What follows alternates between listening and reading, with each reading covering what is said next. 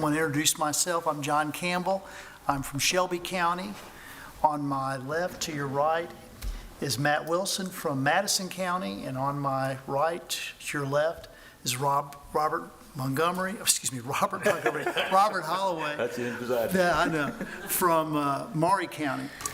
And as y'all may already know, each side has 20 minutes. We have gone over your briefs. We have not necessarily read the entire record in these cases, but we have read your briefs. The appellant wants to reserve some time. They need to let us know on the front end. Call our next case. State of Tennessee versus Michael Malik Tashaw Brown.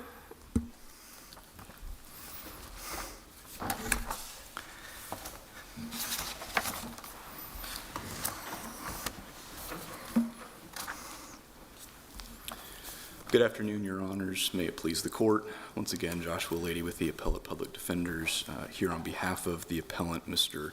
Michael Brown. I'd like to reserve 4 minutes of my time for rebuttal. 4 minutes. Mr. Brown has raised 2 issues on appeal. The first is an evidentiary issue regarding testimony about a firearm that was found in his wrecked vehicle. And the second is a challenge to the sufficiency of the evidence to convict him of simple possession of marijuana. I'd like to try to address both of those issues today, but I'll start with the evidentiary issue. Mr. Brown was charged with DUI, filing a false report, simple possession of marijuana, hit and run, and driving without proof of insurance. At trial, the state was permitted to introduce testimony from an investigating officer to the effect that the first thing the officer found when he opened the door to Mr. Brown's wrecked truck was an AR-style shotgun, as well as a lot of ammunition in the driver cabin. That testimony was irrelevant to any of the charges against Mr. Brown, and additionally it was prejudicial against him because it led the jury, potentially led the jury to infer that Mr. Brown is a dangerous person, the kind of person who needs to ride around with a high-grade shotgun in his vehicle within ready reach. And so we're here today asking this court to grant a new trial based on that evidentiary error. As I previously said, the evidence of the firearm was not relevant to any of the charges against Mr. Brown. He was not charged with any firearm offenses. His possession of the firearm was completely lawful. At the time, he was not a convicted felon. And so there was simply no relevance to the evidence. And further, testimony about the firearm and its presence in the vehicle was prejudicial because of the way that it was presented to the jury. Because this was a legal firearm, the fact that the firearm was there is not really the issue. The issue is the nature of the officer's testimony. He said that the first thing that he found in the vehicle was this high-grade shotgun in the driver door, right next to where Mr. Brown presumably would have driven his vehicle. The officer also said that there was a lot of ammunition for that shotgun within ready reach of the driver of the vehicle. That testimony was prejudicial because it led the jury to believe that Mr. Brown is a dangerous person and therefore potentially the kind of person who would lie to police about having crashed his truck versus his truck being stolen and crashed by the thief. Of course, his explanation of the police was that they stole his truck because of the gun. That was a statement that he made to the officers on the scene, yes. That does not, the state has argued that that is a basis for probativeness for the testimony about the firearm. That's not really the case because Mr. Brown's the full scope of Mr. Brown's personal theory about why his truck was stolen and then crashed is not really needed to form the offense of filing a false report. The essence of Mr. Brown's, the false report that Mr. Brown was convicted of is that he told police his truck was stolen and the thief crashed the car, not his theory about why somebody may have stolen the vehicle. So why is this so overly prejudicial that it should overturn his conviction? Because this case was really just a credibility determination for the jurors between Mr. Brown's account of events, that it was the thief that crashed the truck, and the state's account of events that Mr. Brown was under the influence of some sort of intoxicant and crashed it himself, and then came back to the scene to feed police the story about the stolen truck.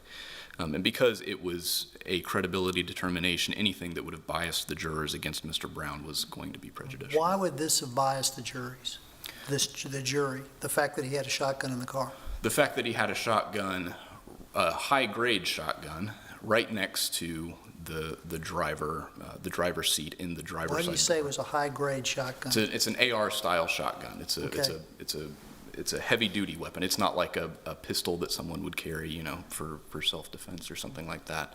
It's a serious weapon that he's riding around with. Man, I guess any shotgun would be a serious weapon. And you think in Madison County that they would look at this as some kind of aberration that he had a shotgun in the truck? It may not be an aberration that the shotgun was present in the vehicle. What was prejudicial and what might have biased the jury is the testimony of the officer that it was the first thing he found and that there was a lot of ammunition right next to him. Not everybody who has a shotgun in the vehicle has it right next to them ready to use all the time, as well as ammunition right next to them. Using a shotgun while driving is the unusual part, and that was what the evidence. Was there any testimony that he was using it? No. It just was concealed in the door panel, I think is what they said, or Right. the door card, whatever it was. Yeah. And that you think that was overly prejudicial?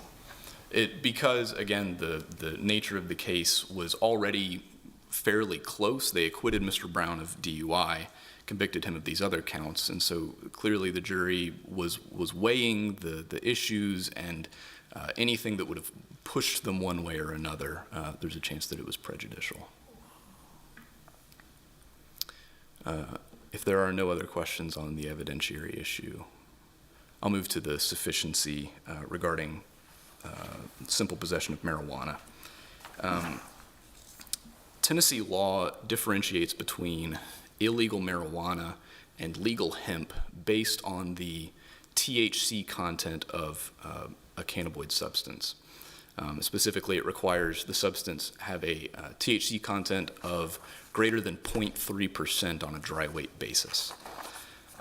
The state at trial in this case did not put on any testimony as to the actual THC content of the substance that was found in Mr. Brown's truck. What it provided was testimony by TBI agent, Special Agent Depew, that she conducted a kind of presumptive test that concluded that the THC content in the substance was greater than its CBD content, and that she, based on that test, presumed that it was marijuana, which is what the result of that test shows. Because that test doesn't show anything about the actual THC content of the substance, it was legally insufficient to satisfy the burden of the statute in differentiating this substance from legal hemp. Now, the agent said that the color test, the color change would be different if the THC level was above that of hemp, correct? Was above the relative 0.3 content of this substance, CBD. And the agent also testified that she had not had a test that gave a false positive for hemp, if I remember was her testimony.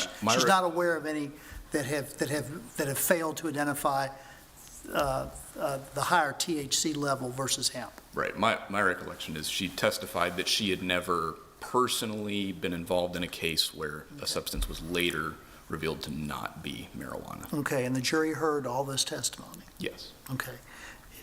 And you're saying that case law requires there to be a presumptive or a specific test for marijuana before the jury could find him guilty of that? There is no Tennessee case law specifically requiring a test of the actual THC content of the substance. Because I think we recently had a case, similar, almost exact same fact situation, where we upheld a conviction based on this same test. Yes, that I assume you're referring to State v. Jones, very recently decided.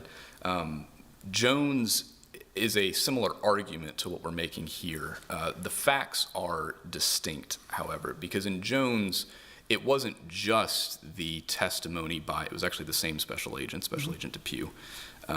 It was not just her testimony about the presumptive testing.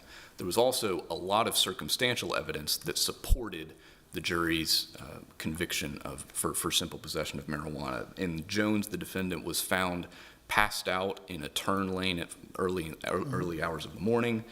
There was a strong odor of marijuana. There was a lot of drug paraphernalia in the back of the car, indicating that there was some trafficking going on, not just possession. And the defendant and the defendant's mother in Jones both said to police that he had been smoking weed. And so the court in Jones said that the test, in combination with all of this circumstantial evidence, was legally sufficient. We don't have that here. The only thing that we have is Special Agent Depew's testimony. Testimony and her experience with the test, and the jury heard that, the pros and the cons of it, and they considered the testimony and the evidence and found them guilty. I guess just going back to Jones, I mean, there were other factors, but there's other factors in this case. The way your client was behaving when he came up to the police, it's one thing that they could consider. He seemed to be intoxicated in some way, shape, or form. There was some dispute about that even at trial, and the jury ended up acquitting him of DUI. His initial interactions with officers, there's no mention of him being intoxicated at all. It's only after a supervisor arrives on the scene that becomes an issue. And Mr. Brown's statements to officers are all on video, and he doesn't appear to be especially intoxicated at that time. He seems to be functioning. He's walking normally. He's conversing normally. All that we really have here is Special Agent Depew's testimony. And because the standard in the statute is the THC content of the substance, some evidence to that effect would be necessary in order for there to be sufficient evidence to convict of simple possession. If there are no other questions, Anything else? Thank you. I yield the remainder of my time. Thank you.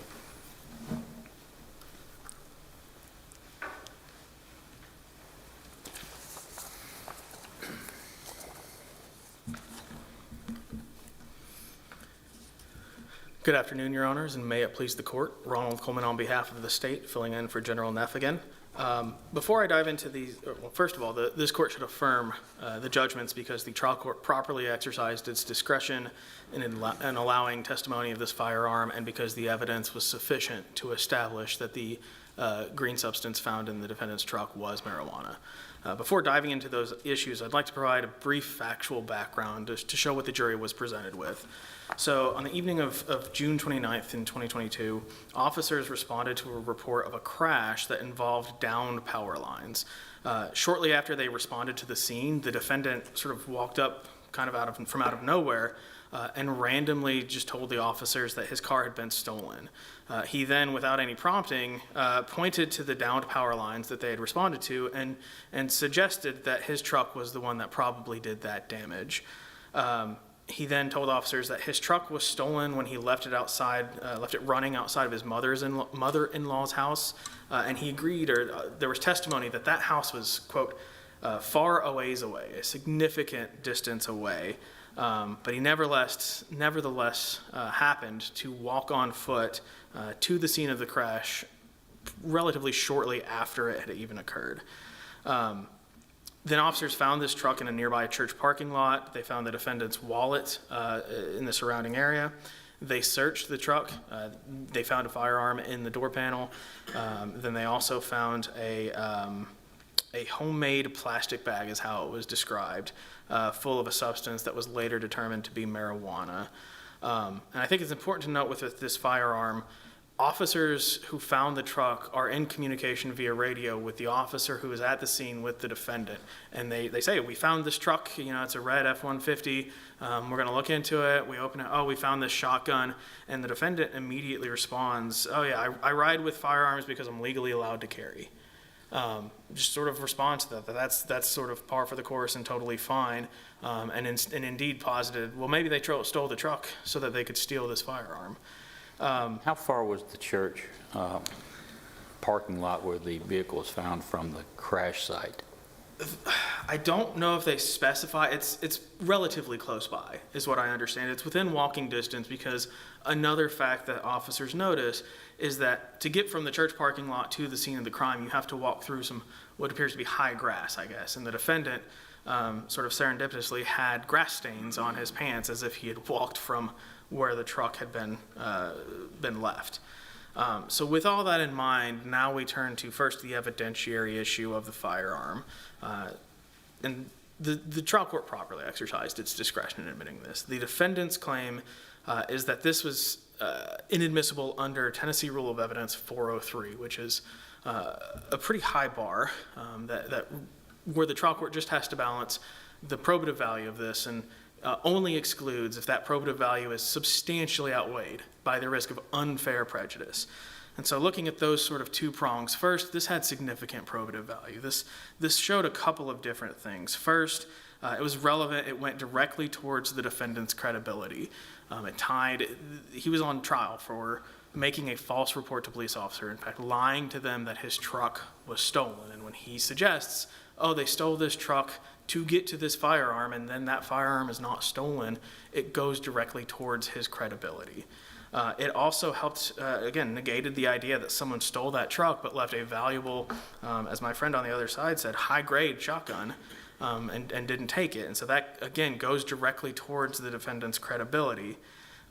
It linked the defendant to the truck and the crash, and then it provided context. Again, this is the officers at the scene were in communication with the officers who found the truck and had their body cam on. And so this is recording the defendant's reactions as they find the truck. So it provided context of what he was reacting to and why. And so with all that, the trial court reasonably found that that had significant probative value. And again, to the next issue, the second prong, there was minimal risk of unfair prejudice. To your point, Judge Campbell, we're here, took place in Madison County. The defendant immediately responded when officers said they found a firearm and said, yeah, I carry it because I'm allowed to. There's no indicia. The defendant suggests that, this insinuates that the defendant is a violent person or that he, something nefarious was going on. But that's not what the case was. And in fact, I think in his brief, he points to the state's closing argument to say that this was improperly used. But again, the existence of the firearm, even when this court looks at closing argument, goes directly towards the defendant's credibility of, how would people know about this firearm in the first place? Is his story believable? And then, if he says someone came to stole the truck to steal the gun, why was it still there? So this wasn't any mudslinging or any trying to tarnish the reputation of the defendant by pointing out this weapon. The trial court reasonably found that the probative value was not substantially outweighed by the risk of unfair prejudice. But even if this court wanted to disagree with that, this is certainly harmless. The defendant posits that this was, a close call and that the evidence was sort of back and forth. In reliance, he points to the DUI acquittal, but that's a wholly separate issue and a wholly separate charge than what the firearm was used for, which is to establish that he filed a false report. And as I've discussed with this factual background, the defendant's story was so preposterous and it was so abundantly clear that he was lying that this isn't what affected the jury. They weren't so prejudiced against him because he had a gun that we're gonna convict him of everything. In fact, the jury acquitted him of an offense, and so it shows that they were deliberating and that they considered the instructions properly. That this evidence of a firearm didn't so prejudice them against the defendant that they were going to convict him come hell or high water. So for those reasons, the trial court properly exercised its discretion, and even if this court were to find an abuse of discretion, it was certainly harmless. And unless this court doesn't have questions about that, has any more questions, I will turn to sufficiency. Here, the proof established that the defendant possessed marijuana. It seems, I think maybe the defendant has pulled back a little bit, but seems to indicate that unless the state has a conclusive test directly talking about the specific amount of THC in a drug, that the state can never establish possession of marijuana, and that's just not what the statute or the case law says. To your point, Judge Campbell, in Jones, this court found that this exact testimony was sufficient. The TBI agent here testified that she conducted a test, that it showed that it was conclusive, or that it was presumptively marijuana, that it showed that it was a higher level of THC than there was in CBD. And she also testified that in her 8 years of experience, that test had never been shown to be inaccurate. And then on top of that, we also have a little bit more circumstantial evidence. That's enough. But on top of that, we have the fact that this was contained in a homemade plastic baggie, which certainly doesn't suggest that it was legal CBD. And the jury's entitled to sort of compile all of that and say that that's enough to establish guilt and to establish that this was, in fact, illegal marijuana. Under the case law, though, would it be our place as the Court of Criminal Appeals, intermediate court, to even impose such a percentage or testing requirement? Whose job would that be? That would be the legislator's job. They've created the statute, and they've said this is what the state has to show, and that is presented to the jury. And the defendant is free to make these arguments, but ultimately it's the legislature's determination of what makes it legal or illegal, and then it's a fact-based question that is up to the jury as to whether it meets that standard. So where the legislature has defined, I guess, CBD as less than 0.3% or however they have defined it, how would such testing be enabled? I mean, would that require further statutory action, or I'm just curious? I think the legislature could impose more strict requirements, but they've already set the standard, and at that point it becomes a fact-based question, which is up to the jury.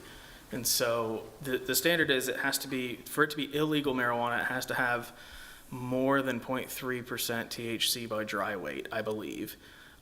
But the defendant's position that has to be a specific dynamic test that conclusively establishes the exact percentage isn't a requirement when we're looking at sufficiency. Instead, all that the state has to show is that it meets that burden. And here we've shown that there's a high level of THC, that it is conclusively marijuana, that it is packaged in an inappropriate way. The state never has to call an expert at all or do any testing, but certainly the testing here plus the additional circumstantial evidence rises to the level of establishing sufficiency.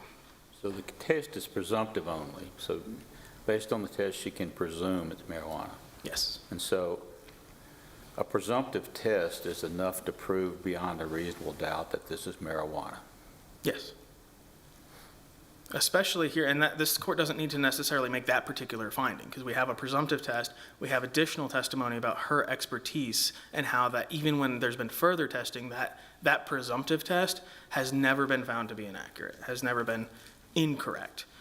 And then we also have that the defendant put this in a homemade baggie. And then I think Judge Campbell, you even pointed out more circumstantial evidence of how he's acting in a strange way.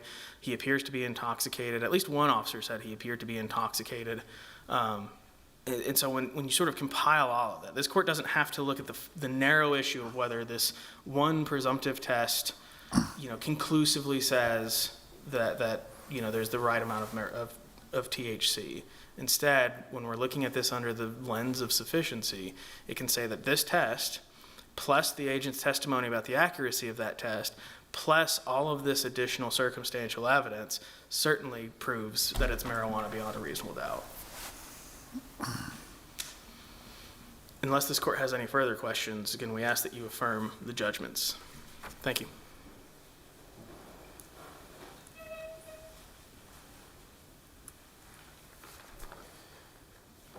A few things I want to try to cover. First of all, to your question, Judge Wilson, about whose job would it be to resolve this issue, or who should we make our argument to? The legislature has already said what the standard is, and they've said that the standard is the THC content of a substance.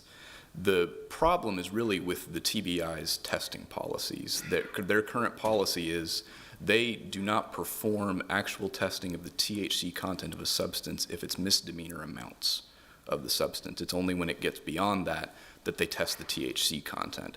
That's an issue with the TBI's policies, but the fact that that conflicts with the legislature standard is a problem for the TBI. It doesn't change what the legal standard is for the sufficiency of the evidence. And then just to the state's arguments about the circumstantial evidence that we have, the packaging that the substance was found in looks to be like saran wrap.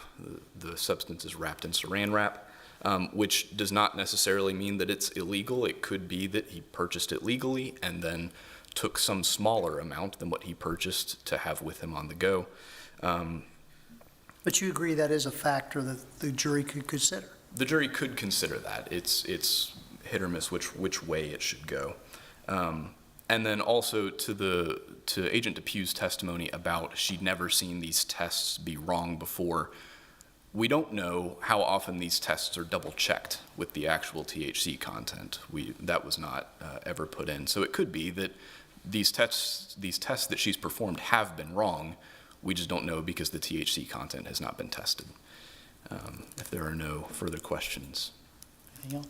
respectfully ask this court to reverse. Thank you. Thank you. We're going to take this under advisement, and we'll issue a ruling shortly.